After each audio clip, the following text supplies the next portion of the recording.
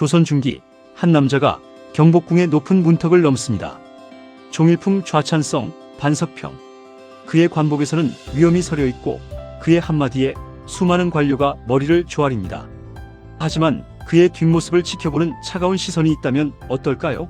사실 그는 이 나라의 법도상 인간이 아니었습니다. 그는 누군가의 곳간에 기록된 재산, 즉 노비였습니다. 오늘 우리는 조선 역사상 가장 대담하고도 아름다웠던 한 남자의 신분 세탁 사건을 추적합니다.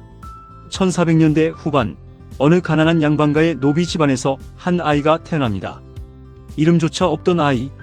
그에게 허락된 것은 새벽부터 밤늦게까지 이어지는 고된 노동과 주인의 매질 뿐이었습니다. 너 같은 천것이 감히 글자를 보느냐? 빗자루질을 하다 우연히 서당 넘어 들리는 천자문 소리에 귀를 기울였다는 이유로 그는 사흘을 굶어야 했습니다.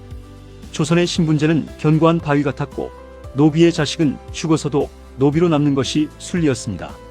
하지만 하늘은 그를 버리지 않았습니다. 그의 주인인 이참판은 당대 보기 드문 인격자였습니다. 마당을 쓸던 아이가 바닥에 나뭇가지로 글자를 쓰는 것을 목격한 이참판은 매질 대신 질문을 던집니다. 이 글자가 무엇인지 아느냐? 아이는 바들바들 떨며 대답합니다. 하늘천이라 읽고 노비에게는 허락되지 않은 꿈이라 배운 글자입니다. 이 대답은 이참판의 심장을 관통했습니다. 그는 직감했습니다. 이 아이는 족쇄에 묶여 썩기엔 너무도 거대한 제목이라는 것을요. 어느 날 밝은 밤 이참판은 아이를 은밀히 사랑채로 부릅니다. 그리고 책상 위에 놓인 누런 종이 한 장을 가리킵니다. 그것은 아이의 운명을 쥐고 있는 노비 문서였습니다. 오늘 이 문서는 제가 되어 사라질 것이다. 이제 너는 나의 종이 아니라 나의 벗이자 제자다.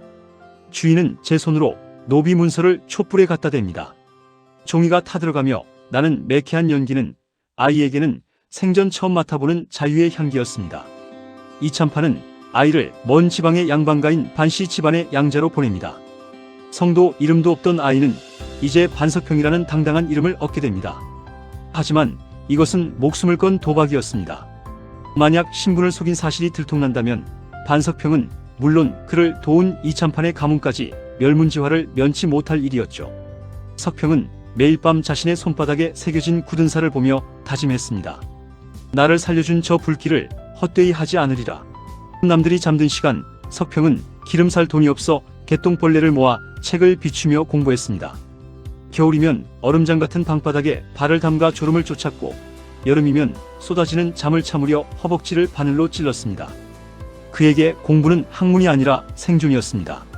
노비 출신이라는 흔적을 지우기 위해 그는 양반보다 더 우아한 말투를 익혔고 선비보다 더 깊은 철학을 가슴에 새겼습니다. 1507년 중종 반정 이후 열린 과거 시험장. 수천 명의 선비 사이에서 반석평은 당당히 답안지를 써내려갑니다. 결과는 급제.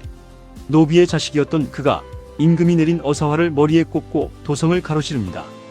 수많은 이들이 그에게 축하를 건넸지만 석평은 군중 속에 숨어 자신을 보며 미소 짓는 옛 주인 이참판을 발견하고 가슴이 미어집니다.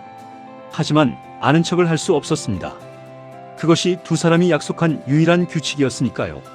관직 생활은 탄탄대로였지만 위기는 늘 그림자처럼 따라붙었습니다. 조정의 권력 다툼 속에서 그의 출신을 의심하는 자들이 나타나기 시작한 것입니다. 반석평의 족보가 수상하다. 그의 말투에서 가끔 천박함이 묻어난다는 악의적인 소문이 돌았습니다. 석평은 매 순간 살얼음판을 걷는 기분으로 살아야 했습니다. 화려한 관복은 그에게 명예가 아닌 언제 터질지 모르는 시한폭탄과 같았습니다. 세월이 흘러 반석평은 정의품 관찰사가 되어 평안도로 부임하게 됩니다. 수백 명의 군사와 화려한 행차 속에서 그는 길가에 쓰러져 구걸하는 한 노인을 발견합니다. 헝클어진 머리, 떼국물이 흐르는 얼굴. 하지만 석평은 단번에 알아볼 수 있었습니다. 그 노인은 자신을 해방시켜준 옛 주인 이참판의 아들이었습니다. 이참판이 세상을 떠난 후 가문이 영모에 휘말려 풍비박산이 났고 아들은 거지가 되어 떠돌고 있었던 것입니다. 까마 안에서 석평의 심장은 터질 듯이 뛰었습니다. 모른 척 지나가면 그는 영원히 존경받는 판서로 남을 수 있습니다. 하지만 여기서 내린다면 자신이 노비였다는 사실을 전 국민에게 광고하는 꼴이 됩니다. 30년간 쌓아온 공든 탑이 무너지는 것은 물론 사형장에 끌려갈 수도 있는 상황. 주위의 수행원들이 묻습니다. 대감, 무슨 일이십니까? 왜 멈추라십니까? 석평의 손등에 핏줄이 돋습니다. 관찰사 반석평이 비단 신발을 신고 흙탕물 속으로 내려섭니다. 그리고는 모두가 보는 앞에서 거지 노인의 발 앞에 엎드려 통곡합니다. 주인님, 석평이 여기 있습니다.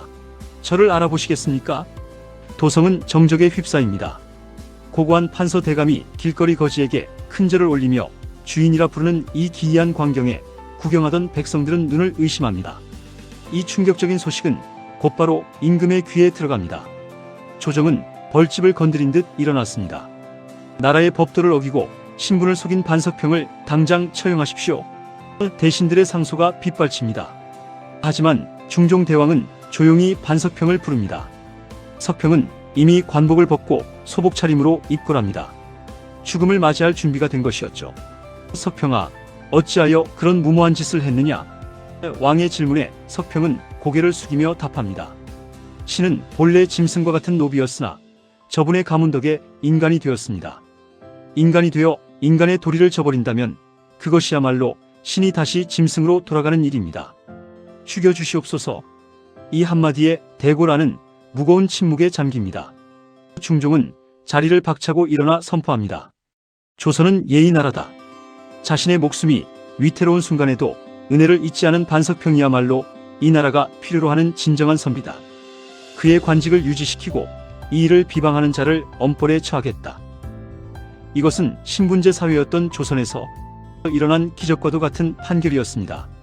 반석평은 이후 종일품 좌찬성까지 오르며 천수를 누렸습니다. 그는 죽는 날까지 옛 주인의 아들을 형님으로 모시며 극진히 봉양했습니다. 사람들은 그를 신분을 속인 자가 아니라 의리를 지킨 자로 기억합니다. 900명의 구독자 여러분, 그리고 이 영상을 보시는 여러분, 우리는 가끔 눈앞의 이익 때문에 소중한 가치를 잊고 살지는 않습니까? 반석평의 이야기가 오늘날 우리에게 던지는 묵직한 질문입니다.